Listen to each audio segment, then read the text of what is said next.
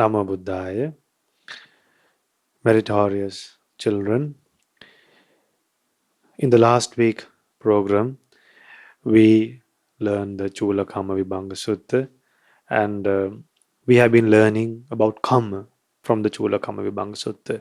Why some people live long, why some people are short-lived, why some with many disorders, and some with minor disorders. Some are ugly, deformed, some are beautiful. Then some people are very powerful, some people are less powerful. Then some people are rich, some people are poor. So there's a variation. Some are wise, some are unwise. So Buddha explains the reason for this. And also Buddha explains uh, the bad karma, the actions that could lead to happiness and sadness both. So far we have been learning Chula-kammavibhanga Sutta for 2 weeks, and today we are hoping to continue the sermon. So first of all, let's go for refuge to Buddha Dhamma Sangha and observe 5 precepts, and then we'll chant a nice Paritta chanting, and then we'll go to the sermon.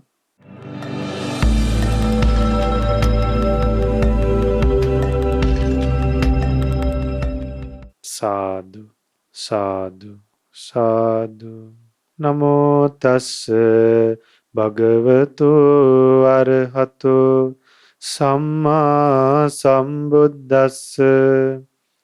Namo tassa bhagavato arahato samma sambuddhassa.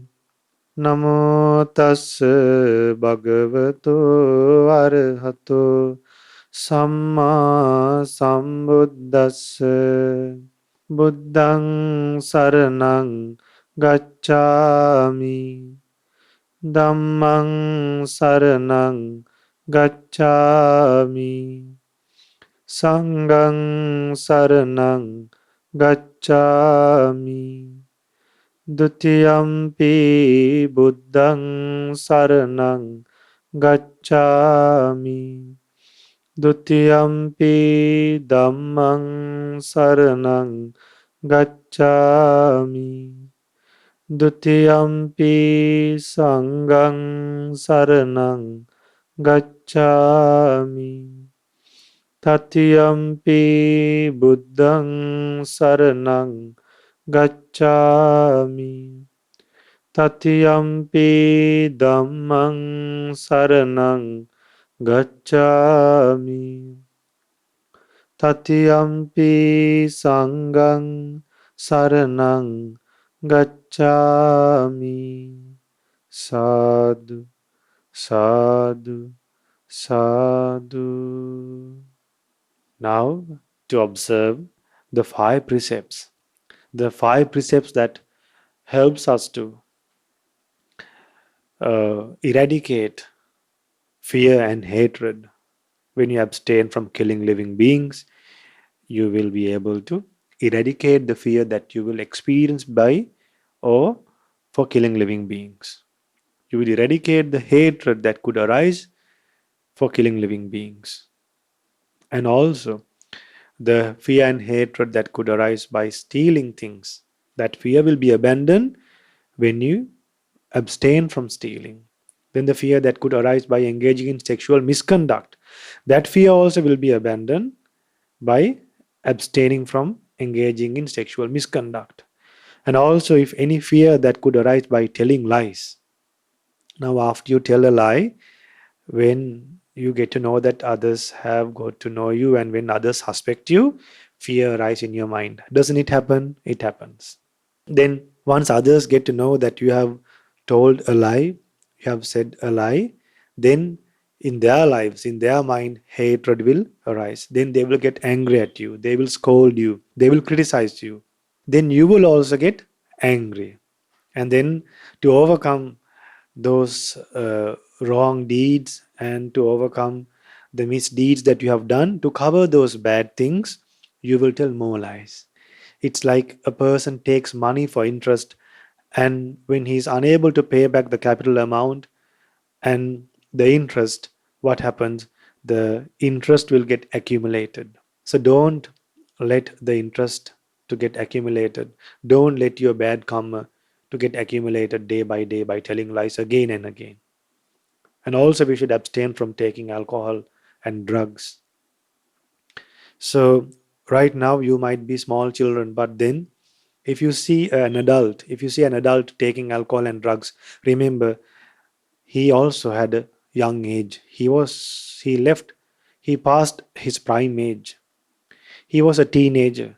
He has been a teenager. He has been a newborn baby. But then after they became adults, they forgot good values. Why? Not associating Kalyana Mitas.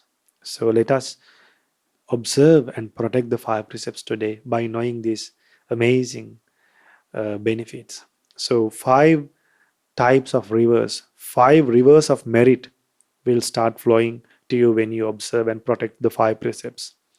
Together with the refuge, going for refuge to Buddha Dhamma Sangha, you will have three rivers of merit flowing to your life. With the five precepts, five rivers of merit will flow to your life. Altogether, eight rivers of merit will always flow to your life when you protect the precepts with the refuge of the Buddha Dhamma Sangha.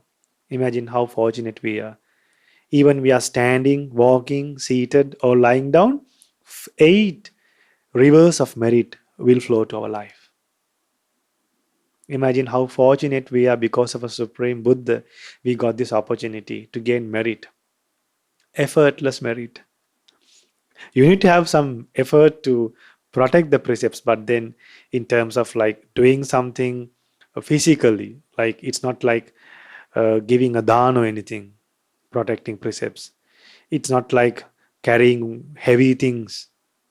It's like protecting precepts is not like just standing under the bright sun. So it's something that can be done while walking, standing, and sitting, and also while you're lying down.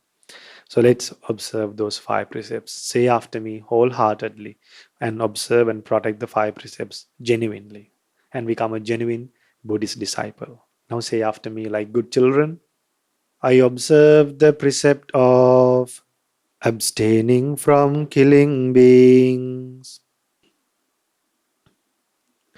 I observe the precept of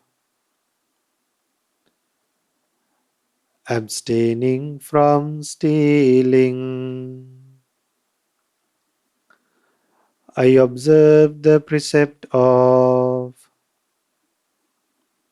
abstaining from sexual misconduct.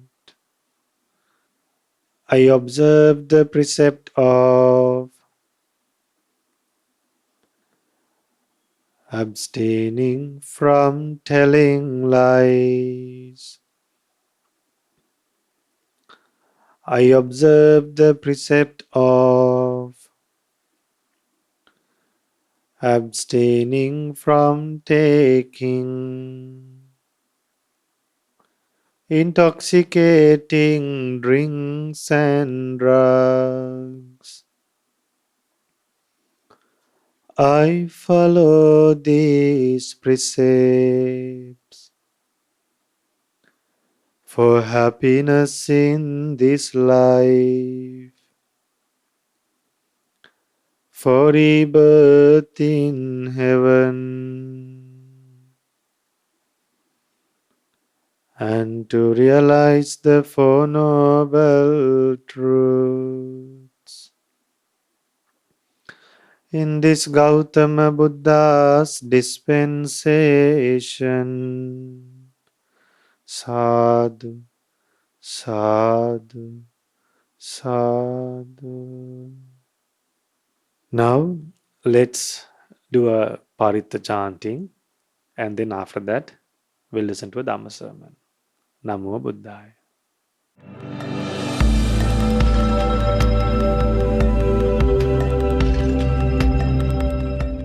Namo Buddhaya. Dear children, so let's chant Atavisa Paritta, Atavisa Paritta, protective chant of 28 Buddhas. So say together with me. We are going to chant in English.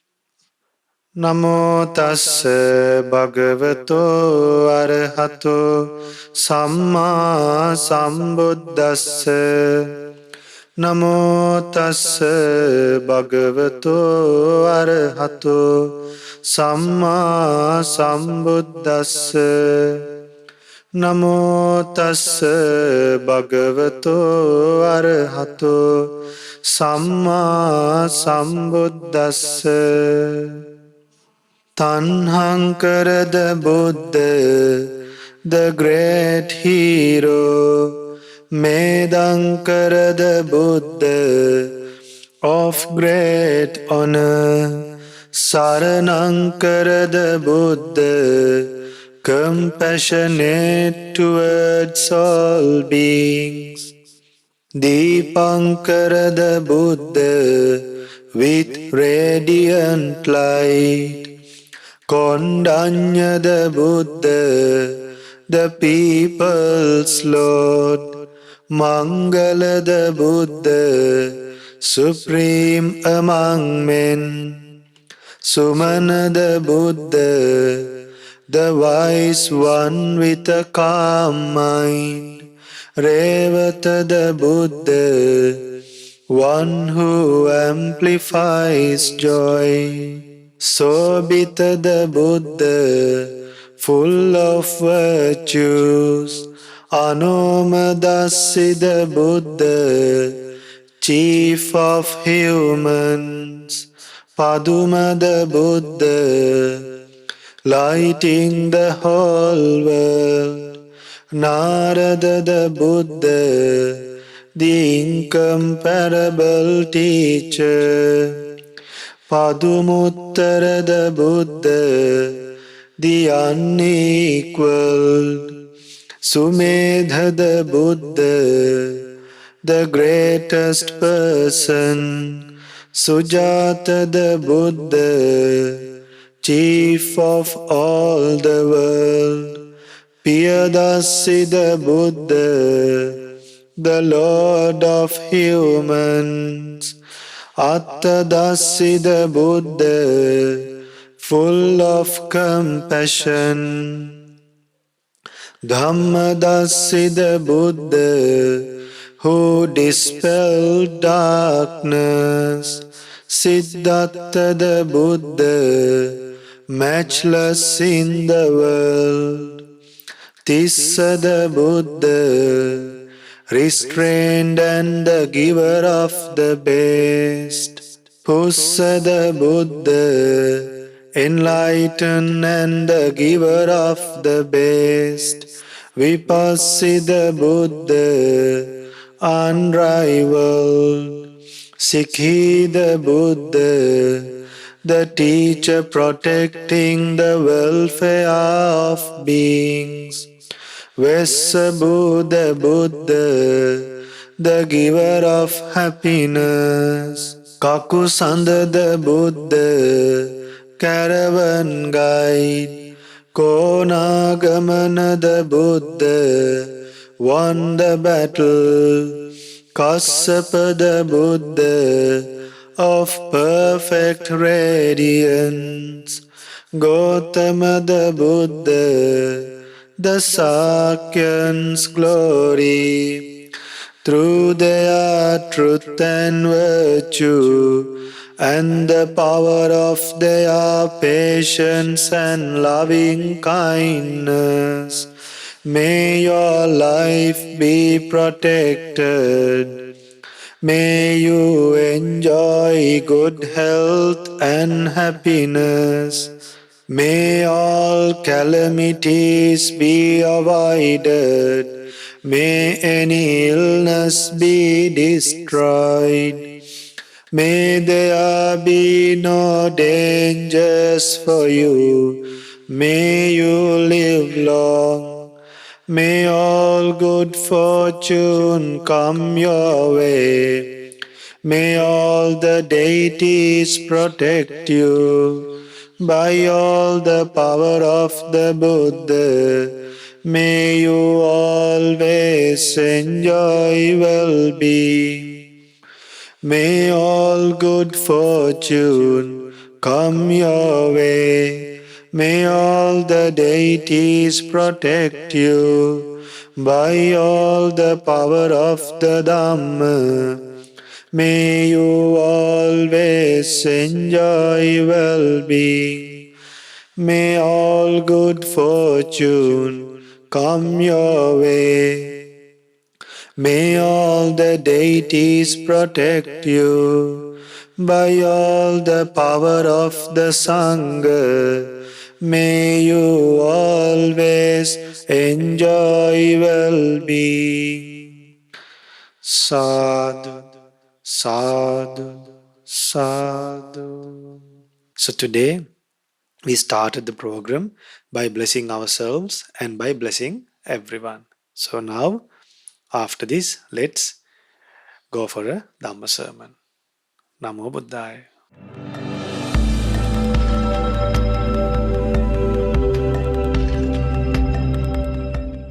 Sadhu, sadhu, sadhu. Namo tassa bhagavato arahato samma sambuddhassa.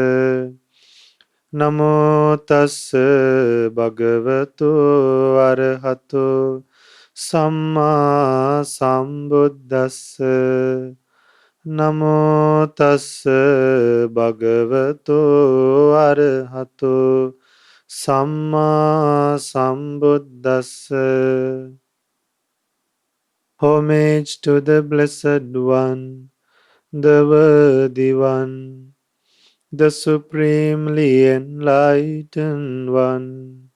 Sadhu, sadhu, sadhu. Namo Buddhaya.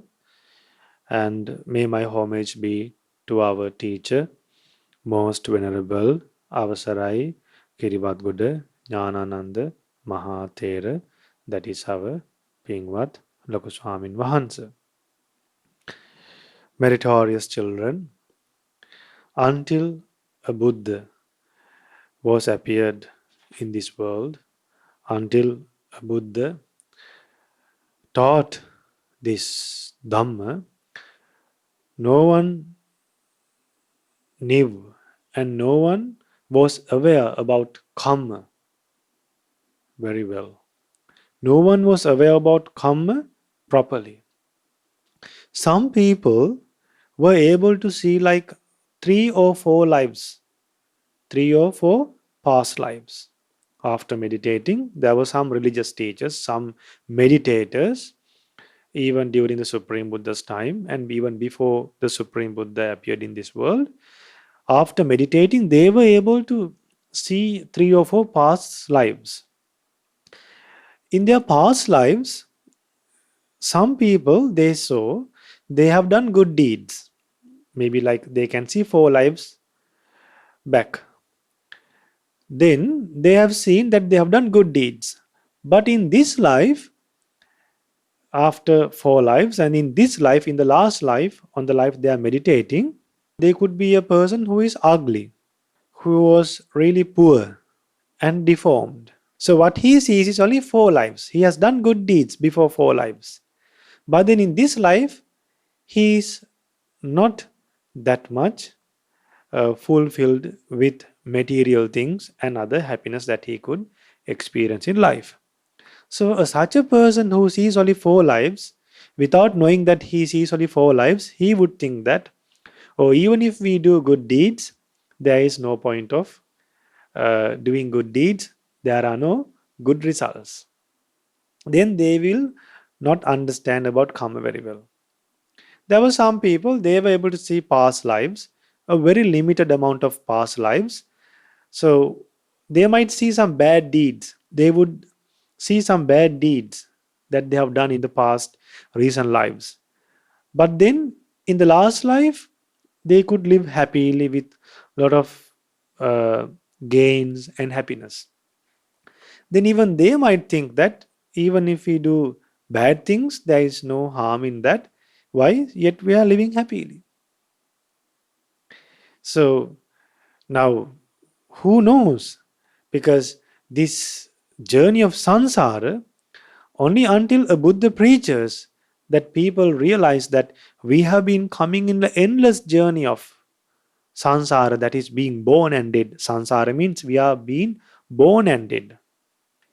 And Buddha preaches it's you can't define a beginning for this journey of sansara. So imagine the nature of our sansara. So maybe if some person sees only 4 lives, maybe in the previous life he would have done something good or bad. So he doesn't see that. So without seeing a clear past, a person might come to a conclusion, to a wrong conclusion with a wrong understanding. But Buddha's realization is unlimited.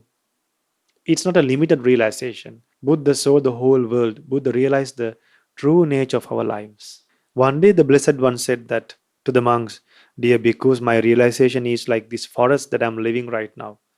But what I have taught you is some leaves that you see, the leaves on my palm."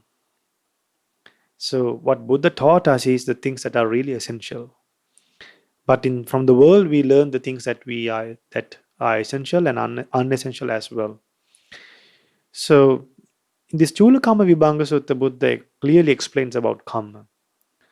So, when you learn the true nature of kamma, you can abandon the bad deeds and you can develop good deeds, and you will understand the value of developing good deeds. Then you'll be grateful to the people who have helped you and not get jealous and not kill living beings, give life to others, then not hurt others, and then not to get angry, then not to become arrogant, then you won't get jealous, then you'll not become greedy. So, and then you'll not become proud, and you will listen to wise people. So all these good qualities will be developed in your life if you really follow and practice this sutta. So you can make a small timetable and write down all these good qualities and practice these good qualities from Monday to Sunday. Divide these good qualities and then practice it throughout the week. Write down these qualities. You can learn this sutta, this Chula-kammavibhanga sutta. You can read the sutta as well if you go to Sutta Friends. If you go to Sutta Friends website, you will have the chance to read this sutta, Chula-kammavibhanga sutta, and practice those qualities. Then eventually you will be following and practicing the Buddha's wonderful instructions. So far we have covered 6 topics in this sutta. This Brahmin, this young boy Subha went to the Blessed One and asked why some people are short-lived, why some people are long-lived, why some are with many disorders, why some people are with minor disorders, and why some people are ugly, why some people are beautiful. So those questions in the last 2 programs we have covered. And now in this program, we are going to cover the other topics: why some beings are why some beings are very powerful, why some people are less powerful, and why some people are rich, why some people are poor, and also why some people are born in low class families and why some people are born in high class families, and why some beings are wise and why some people are unwise. Now, isn't it useful for us? Isn't this sutta useful for us? Do you like to become unwise? Do you like to become poor? Do you like to be born in a low class family? No, we don't. If we do not like to suffer, then we should learn the Buddha's teachings. No other refuge. Because money can't give you long life. Wealth, properties, they can't. Possessions, beauty can't give you long life. Gold, jewelries, they can't give you long life. They can't make you powerful. The kamma can make you powerful. Imagine a person steals to become rich. But then after some time, what happens? He will get caught to the police. But then if a person is wise, and courageous, and then if a person is very meritorious, he will earn money in a good way, and also he will protect his wealth very well because he is wise. He will know how he should spend and on what he should spend and how to earn money as well. So actually, why some people are less powerful and some people are much powerful? There's a reason for it. Buddha explains that in this sutta, in this wonderful sutta, it says, who has a mind filled with jealousy? See the problem? Who has a mind filled with jealousy? He becomes jealousy and angry when others gain benefit. Honor, respect, reverence, homage, veneration and offerings. What happens when others get veneration, offerings? What happens? He can't bear it. If another child in your classroom get higher marks, and if he is performing very well in his studies and sports and every other way, if someone else is beautiful, and if they're coming in a luxurious vehicle, then you might feel jealous. But then what can we do? What do we get by getting jealous? By feeling jealous of others? Nothing. We will get angry. Now, if you are not treated very well, if you are not powerful, if others are getting more than you should understand the reason why other people are getting more than me. That's because other people have gained merit. So, if I'm not getting like other people, that means I have not accumulated enough merit to have more happiness. Then, without being jealous of others, we should do wholesome deeds. So, once we start doing wholesome deeds, those wholesome deeds will give results in this life, in next life, and until we attain Nibbana. So, if you are unhappy with the things that you have, what should you do? You should gain merit and do wholesome deeds. Then eventually that karma will give results in this life, in next life, and until you attain Nibbana. See the assurance. This money is only for this life. Sometimes not even for this life. So, why money is sometimes not even only for this life? Sometimes the money can be stolen by others. You might die early. But the merit, even if you die early, still the merit will be there again to give results in next life. Now there were people, there were monks in the past, they were born among devas 7 times. There were monks who lived in the past, they were born among devas in the past lives, devas human world to divine world, human world, divine world. Or else continuously in human world and then in the last life attain Nibbana. So those are the results of doing good deeds. So we, without doing good deeds, we feel jealous of others. We get angry later. Then what happens? We'll become less powerful.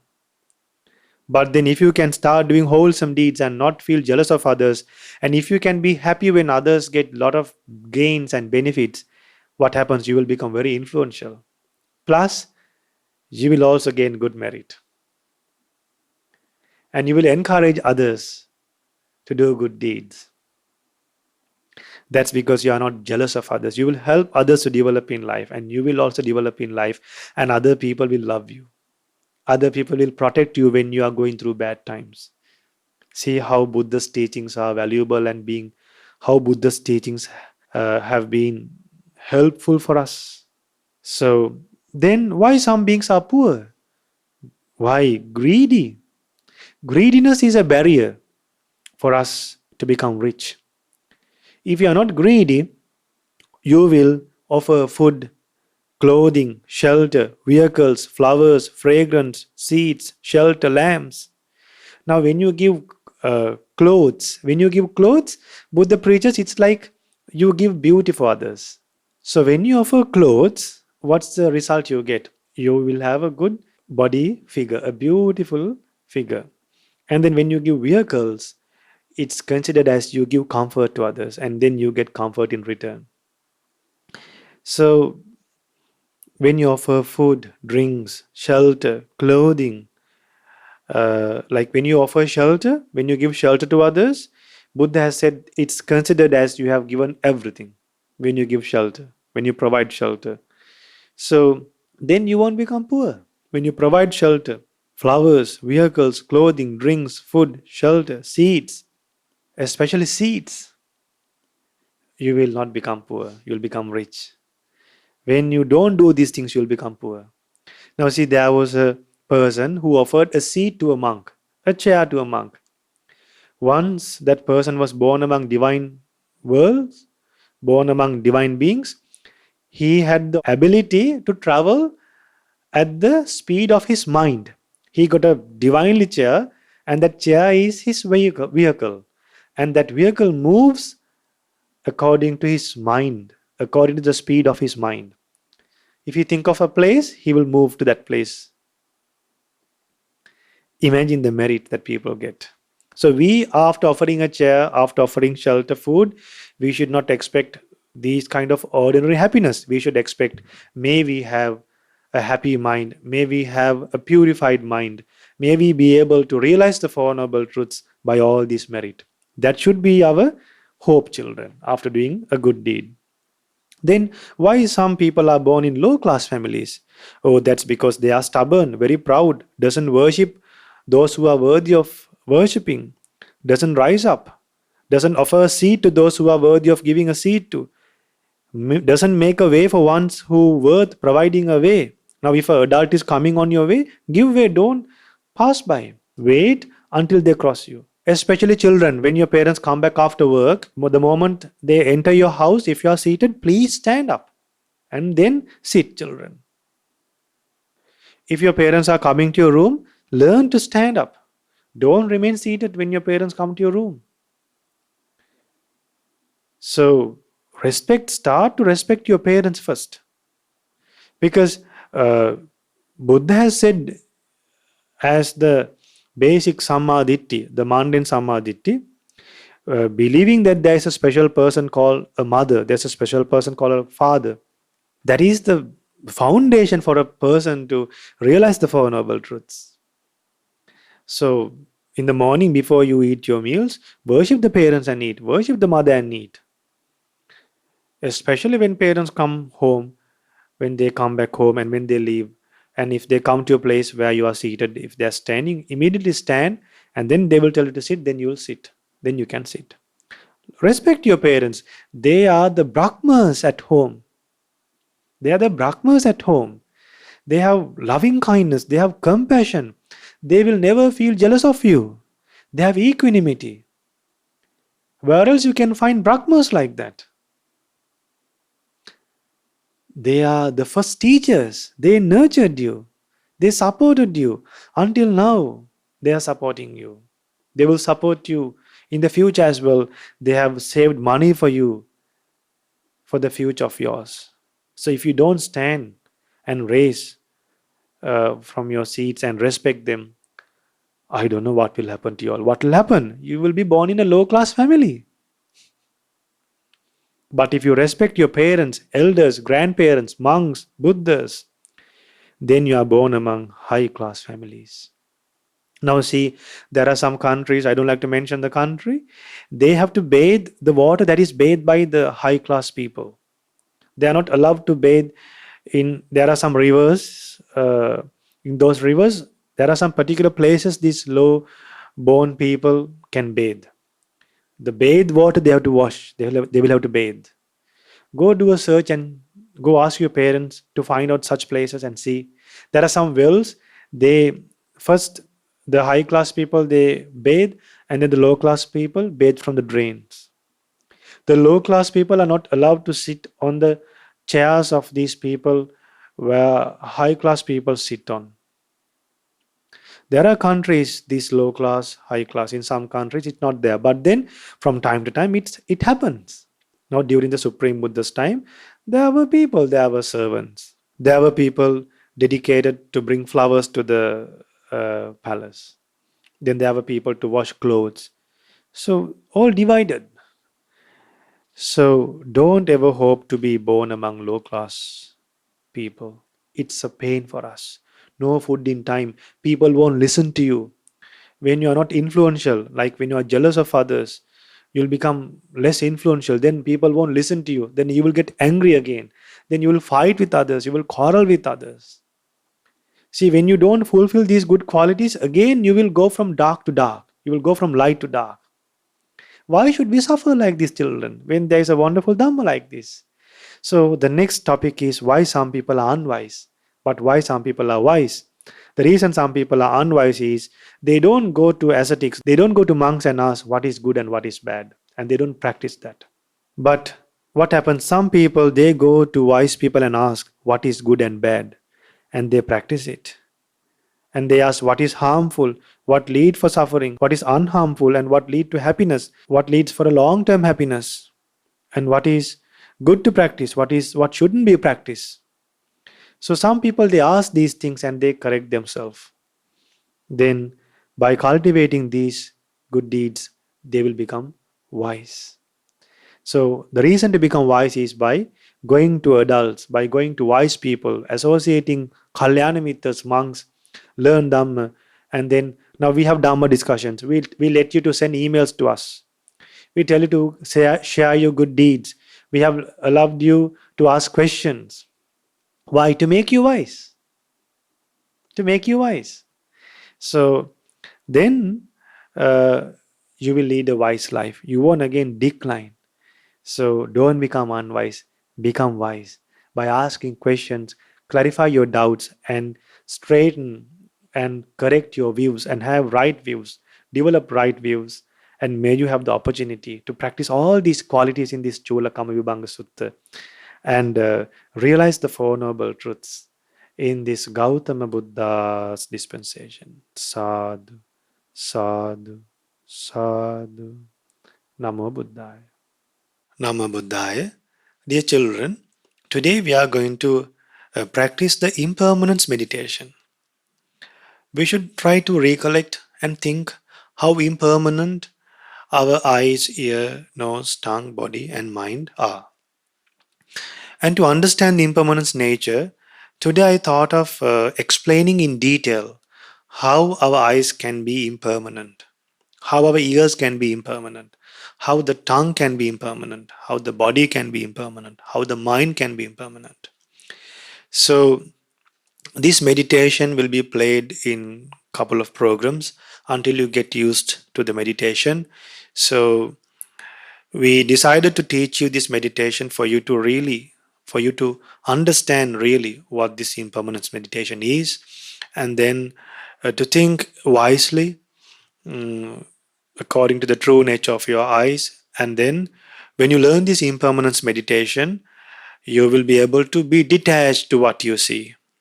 You will be able to be detached to what you hear. You will be able to be detached to what you smell.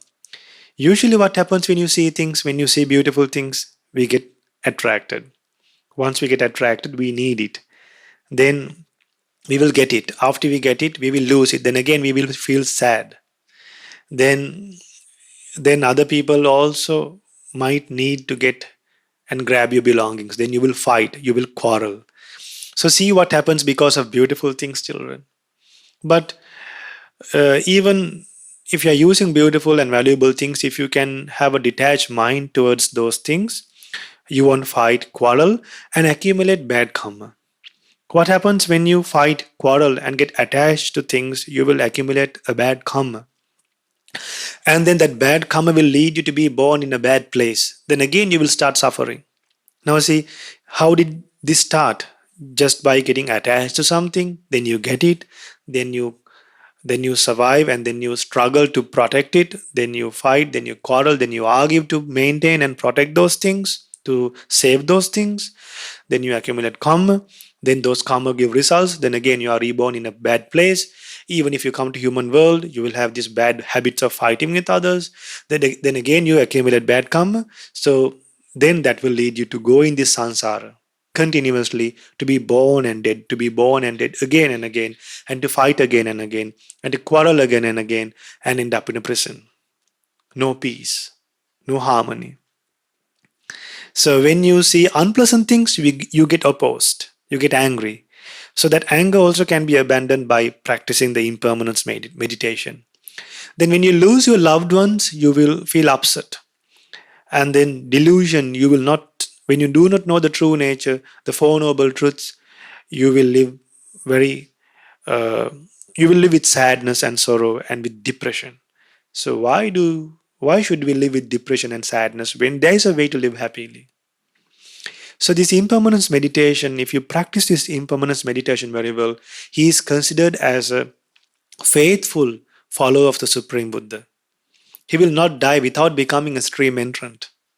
He would not die without becoming a stream entrant. So practice impermanence meditation every day. Why?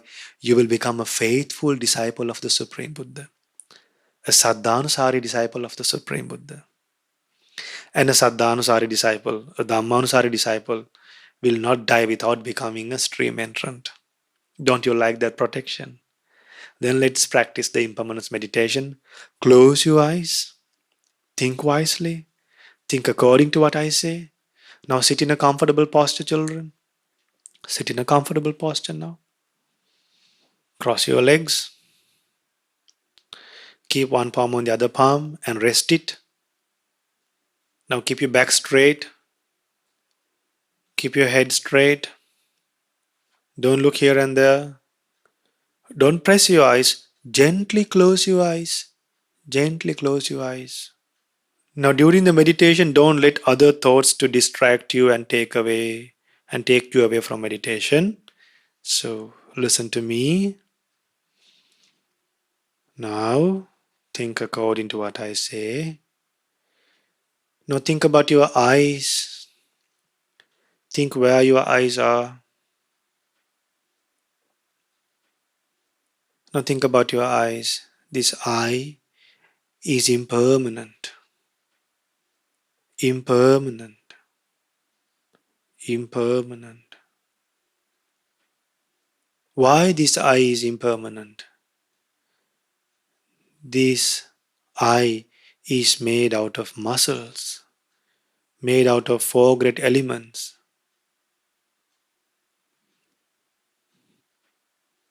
This eye is subject to change. The eye can get infected at any time. The eye is subjected to diseases.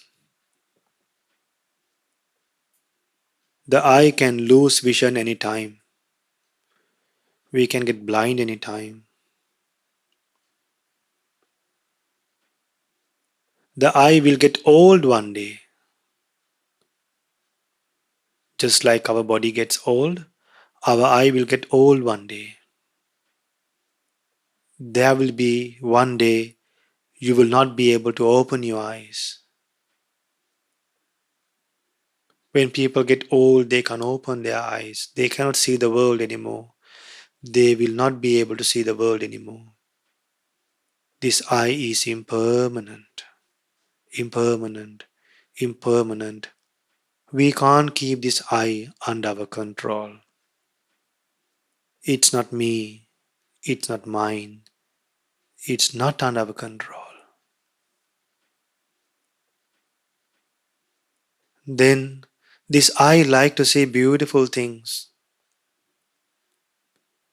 This eye would like to see beautiful things again and again. But remember, whatever we wish to see from these eyes, those forms are not permanent, are impermanent, will change any time, are impermanent, are impermanent. The forms are impermanent, impermanent, impermanent. The form is not me, not mine, not under my control. Understand the true nature of forms. The things we saw in the past are not there today. The things we see in the present will not be seen in the future. So why we should get attached to the things we see?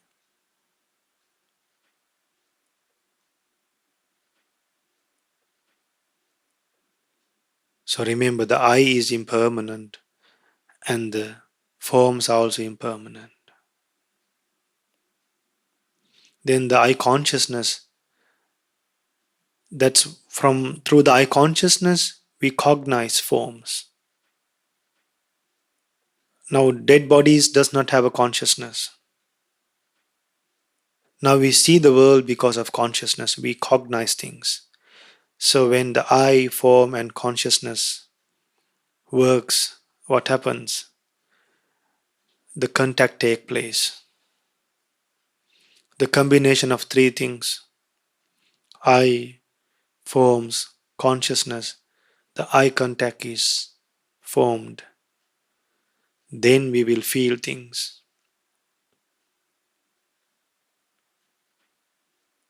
So we should understand that with the combination of impermanent things, we are feeling things. So those feelings will also be impermanent. Why? We are seeing things from impermanent things. And then we will also feel a impermanent feeling.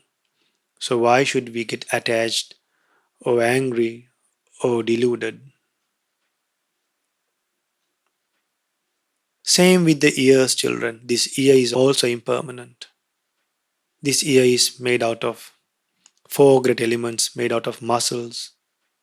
And then this ear is made out of nama rupa. This ear has the ability to feel things. But all these things, even nama rupa is impermanent.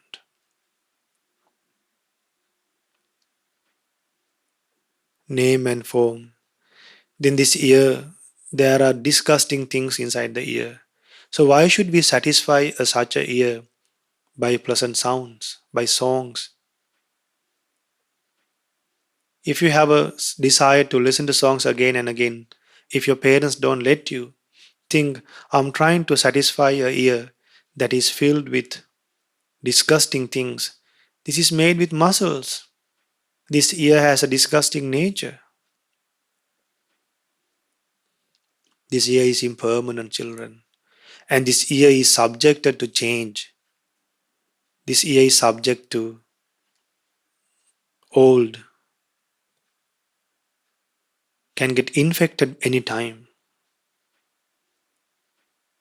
Then the things we hear are also impermanent. Then whatever we feel through the ear contact, whatever the feelings, those feelings are also impermanent.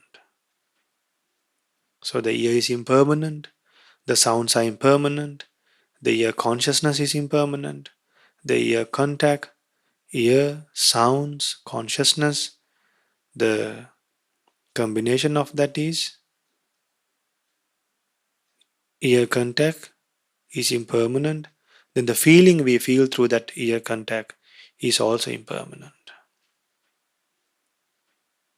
Now let's think about the nose, children. The nose is also impermanent, covered with mucus, covered with dust, covered with phlegm. This nose is impermanent, impermanent, impermanent. Not me, not mine. This nose is not under our control, children. This nose, one day, we will not be able to smell properly.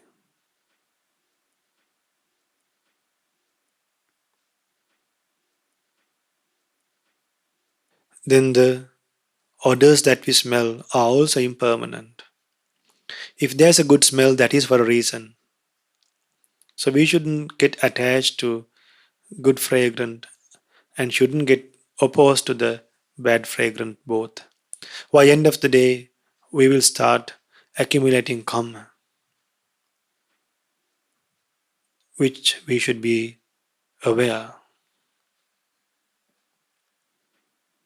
So the smells are also impermanent. The nose is impermanent. The nose is not me, not mine, not under my control. The smells are impermanent. The smells are not me, not mine, not under my control. Then the consciousness of the nose is impermanent. Then the nose contact is impermanent. Then the feeling that we feel through the contact in the nose is also impermanent. Then why should we get attached?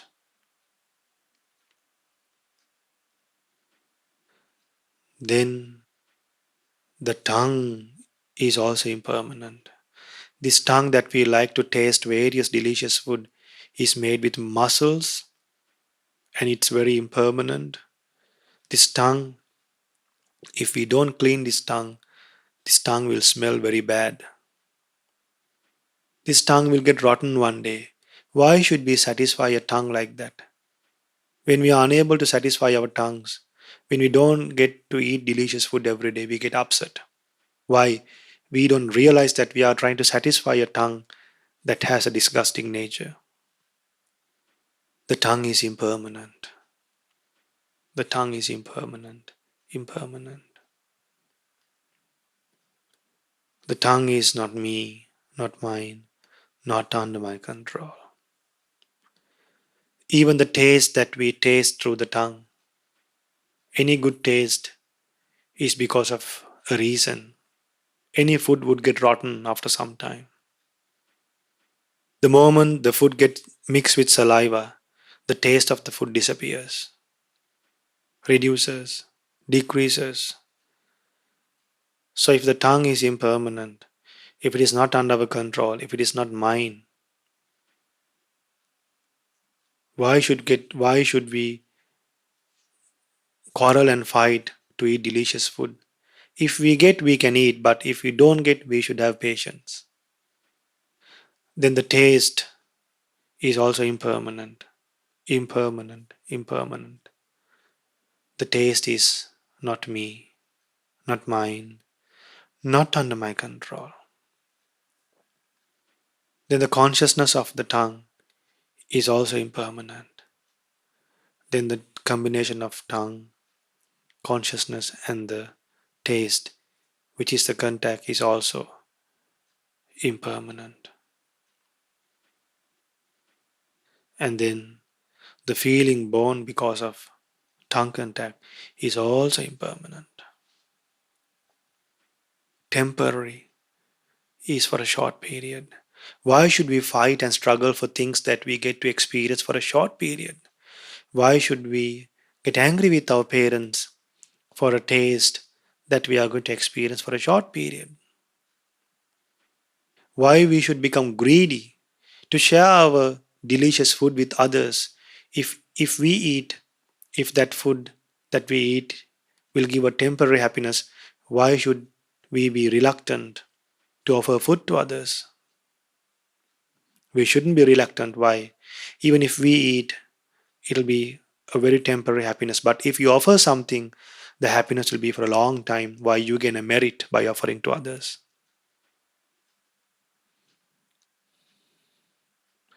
Then this body is like a nest for diseases.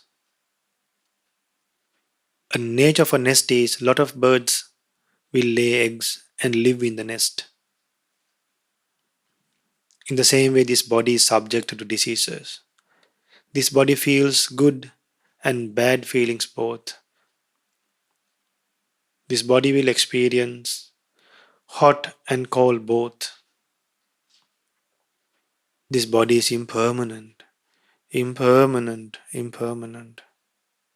This body is made out of muscles, bones, veins. This body is not me, not mine, not under my control. Children, follow the meditation properly. Then the feelings we feel through the body are also impermanent, impermanent, impermanent. The feelings are not me, not mine, not under my control. This is the truth. Then the body and the feelings that we feel through the body, which you call the tangibles, are also impermanent, impermanent, impermanent. And the consciousness in the body is also impermanent. And the body, consciousness, and the feelings that you feel through the body, that combination is also impermanent.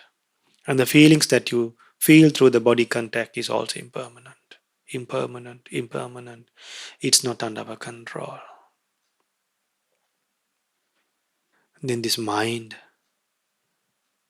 At times this mind is good. At times this mind is overwhelmed with anger, or maybe with jealousy, or maybe with greediness. This mind is always changing.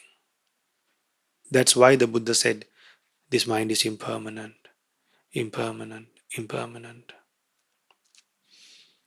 When the mind is not overwhelmed with anger, we don't remember that any time we can get angry. So if we know that our mind is impermanent, we will be always be prepared with the Buddha's teachings to deal with this undeveloped mind. This mind is impermanent, impermanent, impermanent. This mind is not me, not mine, not under my control. Then the thoughts in the mind, thoughts will come and go. Sometimes thoughts come to our mind to buy things, to buy toys and various things. Sometimes we forget. Again, when we remember, we need it. When we forget, we don't need it. So even when we remember things at that time, if you can't get things from your parents, if you can forget those thoughts, you won't suffer, children. So remember, thoughts can be handled in our mind. The thoughts in the mind can be handled and can be managed the way we want. So the thoughts arise in the mind are also impermanent, impermanent, impermanent. The thoughts are not me, not mine, not under my control.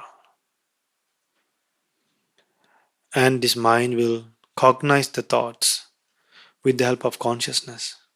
And then the mind, consciousness, the thoughts, when those three things come into picture, the contact is formed. Then through that contact, you will feel. If you think good things, you will have good feelings. But if you think bad things, you will have bad feelings. If you think things that are neither good, neither bad, you will have a feeling that is neither pleasant, neither unpleasant. So mind is chief. We should always be mindful to be aware of the thoughts in the mind and to have thoughts and to maintain thoughts in a way that we won't get attached but to be detached. So the contact born in the mind are also impermanent. The feelings born through the mind contact are also impermanent. Then, once the feelings are considered as impermanent, we won't crave for things. In this way, learn the impermanence meditation properly and think the impermanence nature truly as it is and be detached to the world and live happily by practicing the impermanence meditation. Sadhu, sadhu, sadhu. Namo Buddhaya.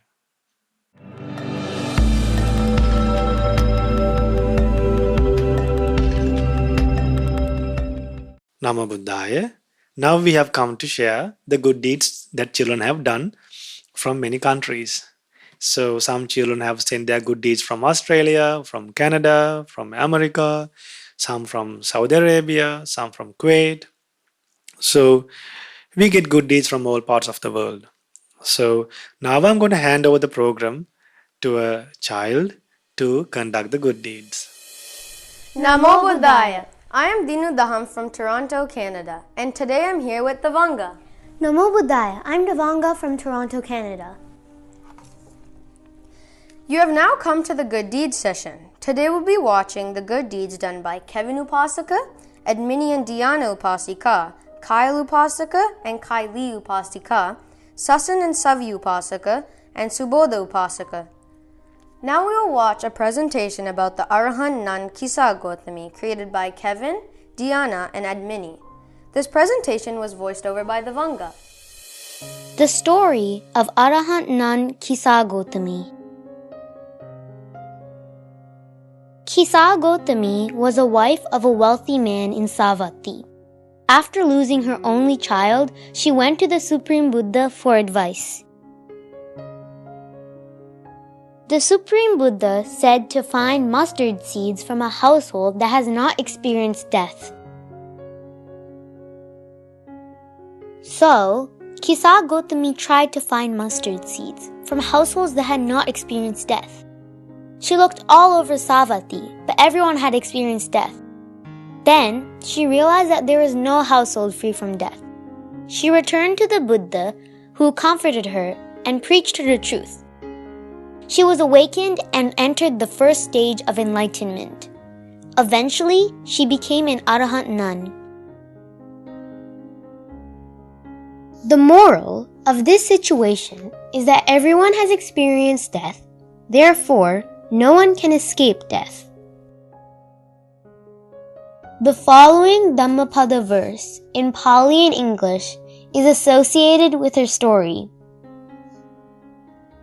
Yocha vassa satang jive apasang amatang padang ekahang jivitang seyo passato amatang padan. Better it is to live one day experiencing Nibbana than to live 100 years without ever experiencing Nibbana.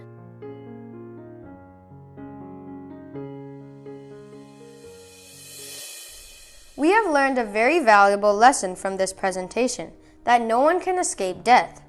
Many merits to Kevin, Edmini, and Diana for making this phenomenal presentation. The next meritorious deed was done by Kyle and Kylie from the UK. They made and offered Vartapat for the Supreme Buddha and Maha Angulimala Arahantero. Here's the email they sent. Namo Buddhaya Swami Vansa. Today me and Kylie made 2 hand fans, Vartapat, by using peacock feathers and offered them to our great teacher, Supreme Buddha and Arahant Angulimala.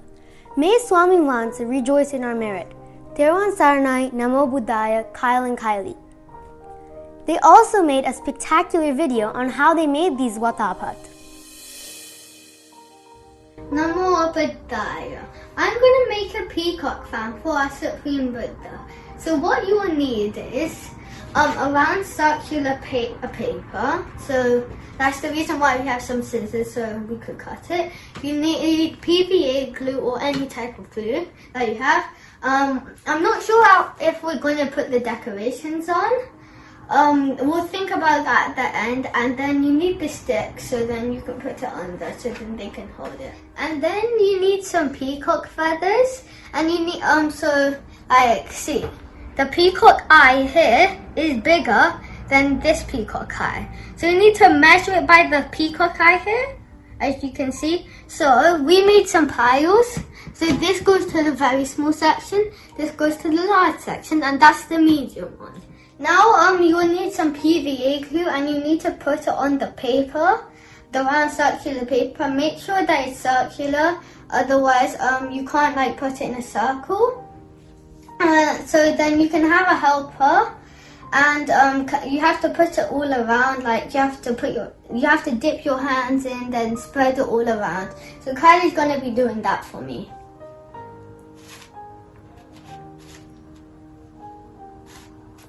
Oh yeah, and also if it runs out what's happening here, you can add some more. Kylie's now done spreading it over all the paper, and also after you've spreaded it all over, you should make sure that you wash your hands. And now you take the big one of the peacock feathers, and then you have to put it right in the middle, like this. Then we're going to be doing it continuously, like this. Then you put another one. And then it goes so on. So now I've done the first round of the large ones, of the peacock feathers. Now you get your medium ones. And then what you do is, when you see the peacock eye on the large one, just put it underneath, as you can see what I just did.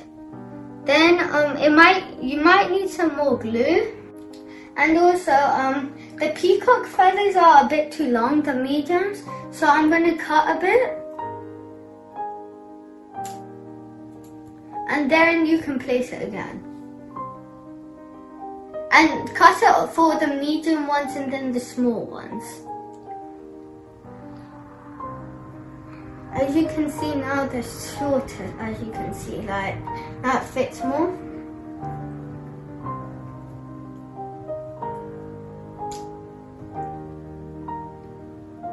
See, now we have to do that continuously for a whole round. Now we've done all the rounds, as you can see. Here's the first round, here's the second round, and here's the third round. And so now for this, you'll still need some glue, and you'll need the stick now. So you have to carefully turn it over, very carefully, otherwise it might break. Flip it over, then you'll need the glue to stick the stick on. PVA glue here, so we'll have to put the PVA glue here and then we'll stick it on. And also, we decided to do the decorations. So we're gonna put ribbons on this, and we might put like one of these on here when it's flipped over. Now I've put the PVA glue on the stick that we're using. So now we're going to be like, as you can see, and recommended PVA glue. So we're gonna put it on the stick here, like that. Now leave it for a while to dry and put it on the stick. So like leave it for a while so then it can dry and stick onto the stick. Stick this flower, it's basically this flower, but it's just another one of them, to the fan for the Buddha. Oh yeah, and also you'll need to PVA glue on it, then stick it on and then leave it for a while so it will dry. So now I'm going to decorate it with this gold ribbon because I think it's suitable for the Buddha. So we're going to decorate it like this.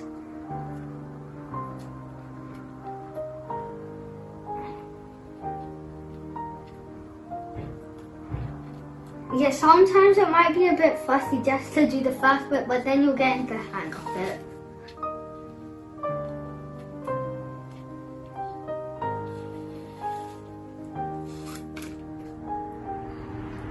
While it's drying, we're going to put this flower and ribbon, but put hot glue on this first.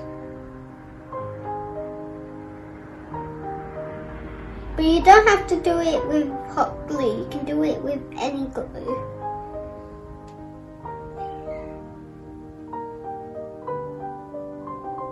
Make sure none spills.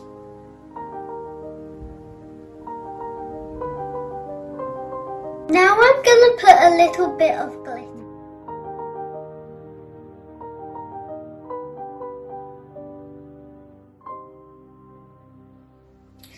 Now it's dry enough. We had two, and the golden ribbon one was for the Supreme Buddha, and the blue ribbon one was for the Angulimala. By using a fan, you can get rid of sweat.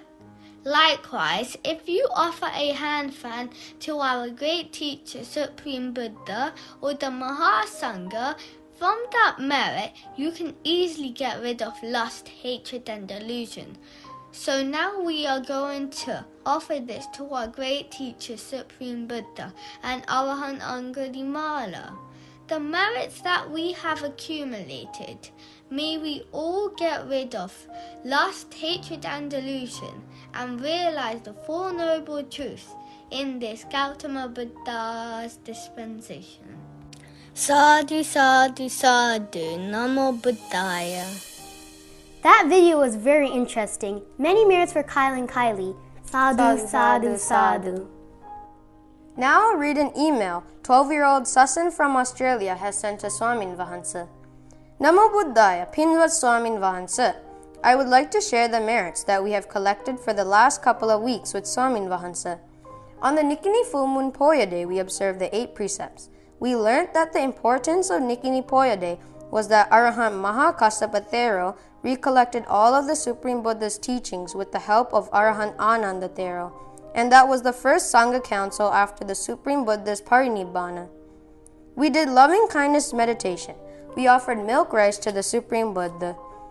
On the 13th of August, we offered healed dana to the Mahasangha at the temple with all the necessary products that the Mahasangha needs in this pandemic. On the 14th of August, we sent groceries and fresh fruit online to our Dhamma in Sri Lanka. I would like to share all the merits with Pinvat Lokuswamin Vahansa and all the monks and nuns in the Mahamelnava Buddhist monasteries for teaching us the Supreme Dhamma. May they all be well and happy and realize the Four Noble Truths in this Gautama Buddha's dispensation. Sadhu, sadhu, sadhu. Theron Saranai, Sasan and Savi. Sasan and Savi have sent us some pictures of how they spent their Nikini Poya Day. Let us see the pictures.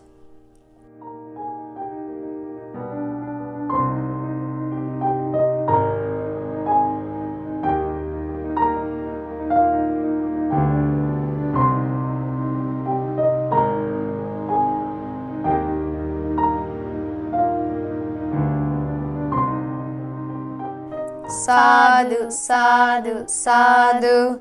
We rejoice in the merits Sasan and Savi have done. Those were some very beautiful pictures. Now we will watch an amazing presentation about Mahabhakkula Arahantero created by Subodha from Toronto, Canada. Bhakkula Maharahatan Vahanse. How Arambakula is the best in being healthy, Part 1. Arambakula used to be an ascetic in one of his past lives. One day, the Supreme Buddha Anomadasi suffered from a stomach pain. On hearing this, the ascetic gathered Himawanta medical plants, such as tubers, bulbs, and roots, which could cure the Buddha's stomach pain. He prepared a kind of medicine from the herbs and offered it to the Buddha. How Arambakula is the best in being healthy, Part 2. The Supreme Buddha Anomadasi was immediately relieved from the stomach pain.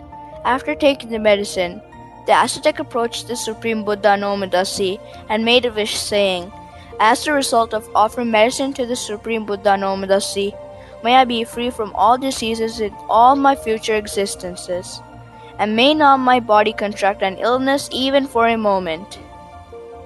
Becoming a monk, Part 1. As the result of offering medicine to the Buddha, he was reborn repeatedly only in the human world or in the heavenly world. Finally, he was reborn in the human world as the youth named Bhakkula. After enjoying the lay life for 80 years, he was ordained as a bhikkhu in Gautam Buddha's sasana. He practiced the Four Noble Truths, and later on he became an arahant, the one who understood the Four Noble Truths. Becoming a monk, Part 2. After enjoying the lay life for 80 years, he was ordained as a bhikkhu in Gautam Buddha's sasana. Becoming a monk, Part 3. As he was completely free from any disease, then Arambakula became the best in being free from diseases, because he hadn't even coughed once in his life. Becoming a monk, Part 4. He lived till the age of 160 years and attained Nibbana, the final death. Because his wish was to be free from all diseases was fulfilled, he was proclaimed from the Buddha as free from diseases. Life story of Arambakula, Part 1. He was born in the family of a counselor of Kosambi, and while being bathed by his nurse in the waters of the Yamuna, he slipped into the river and was swallowed by a big fish. Life story of Arambakula, Part 2. The fish was caught by a fisher and sold to the wife of a Benares counselor. When the fish was cut open, the child was found unhurt and adored by the counselor's wife as her own son. Life story of Arambakula, Part 3. On discovering his story, she asked permission of his parents to keep him, but the parents didn't want that. The king decided that the two families should share him. Therefore, his name Bhakkula, meaning two families, and shortly before his death, he ordained his friend in his lay days, Chula-kammavibhanga. Let's worship the Bhakkula Maharatan Vahanse. Teruvan Saranai Namo Buddhaya. Many merits to Subodha for creating this marvelous presentation. We rejoice in your merits. Today we watch many good deeds done by children all over the world. May you also have the opportunity to send your good deeds to the email address. These meritorious deeds help us to propagate the Dhamma and help others to do meritorious deeds as well. We rejoice in your merits. The whole world rejoices in your merits. May all of us have the opportunity to realize the Four Noble Truths in this Gautama Buddha's dispensation. Sadhu, sadhu, sadhu. Teruvan Saranai, Namo Buddhaya. Nama Buddhaya. So, we watched many good deeds today, and may all of us have the opportunity to develop good deeds, cultivate good deeds, and realize the Four Noble Truths in this Gautama Buddha's dispensation. Sadhu, sadhu, sadhu. Children, if you do good deeds, please write to us. Think of various other ways to promote good deeds to the whole world. So you can teach many good things by videos. So let us share the good deeds with other children and to teach them how to do good deeds and learn good deeds. So once again, I kindly invite you and request you to send your good deeds to our email address to share them with other children. Namo Buddhaya.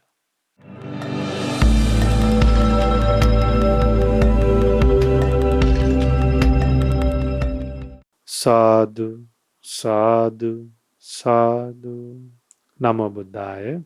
Now we have to share merit with a group of people who have sponsored for this program.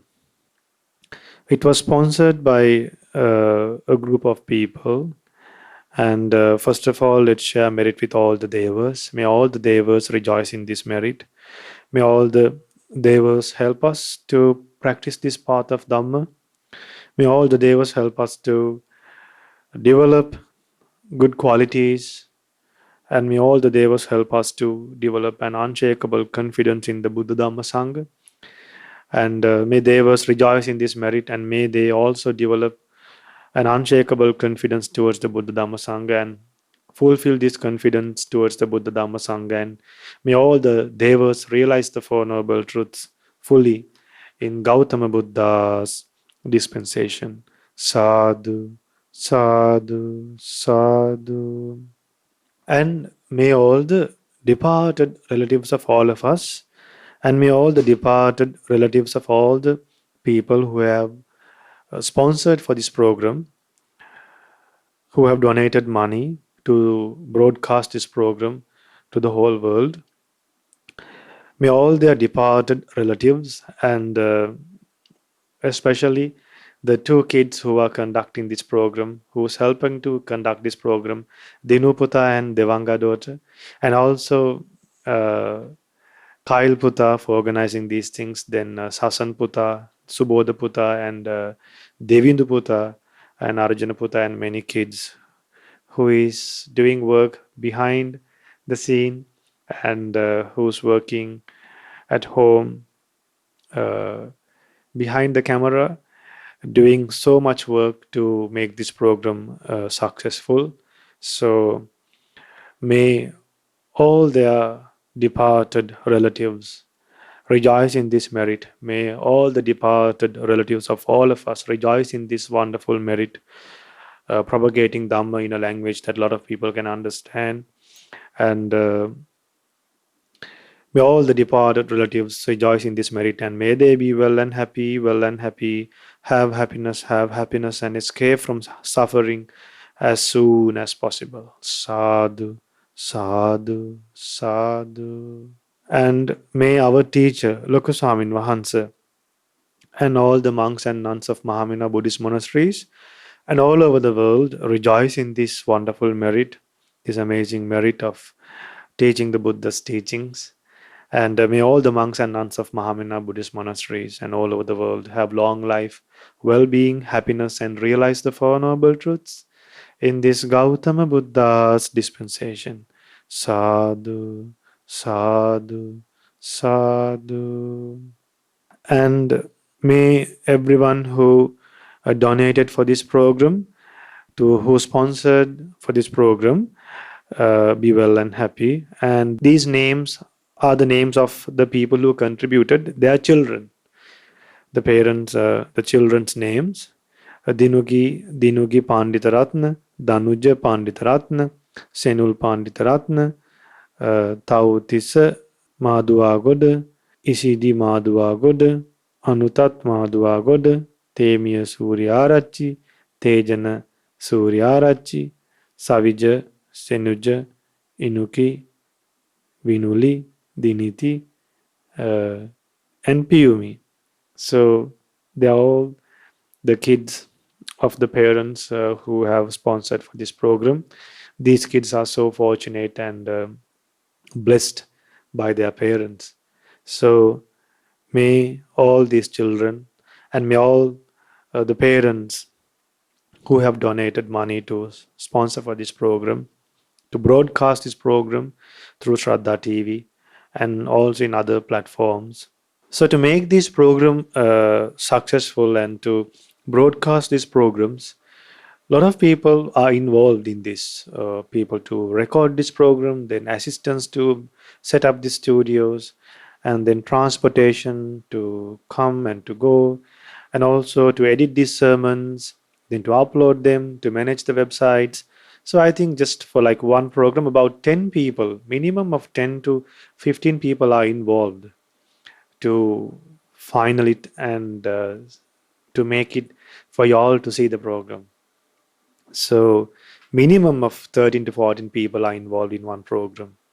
So they all should be taken care. So And then that's why we need donations to broadcast these programs. So, in one way, you are propagating Dhamma, uh, and also in another way, you are gaining merit by propagating Dhamma and helping an organization who teaches the Buddha's teachings, who helps people living far away from Sri Lanka with the Buddha's teachings. So, may all these little sons and daughters, and may everyone who sponsored for this program be well and happy, be well and happy, have happiness, and may all their good thoughts come true, and may all of them realize the Four Noble Truths in this Gautama Buddha's dispensation. Sadhu, sadhu, sadhu.